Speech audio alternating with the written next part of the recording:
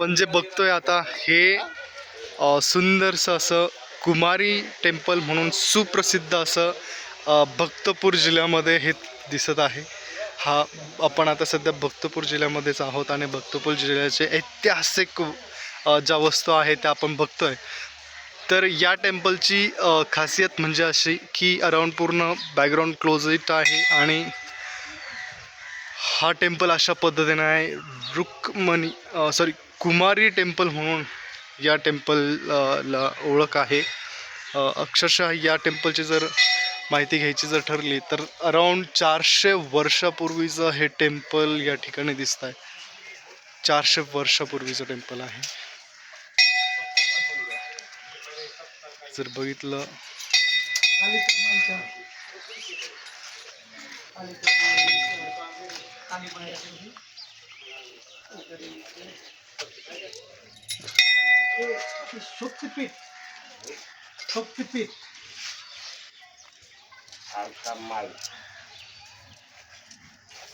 हे असं मंदिर आहे. कुमारी का म्हणून आहे.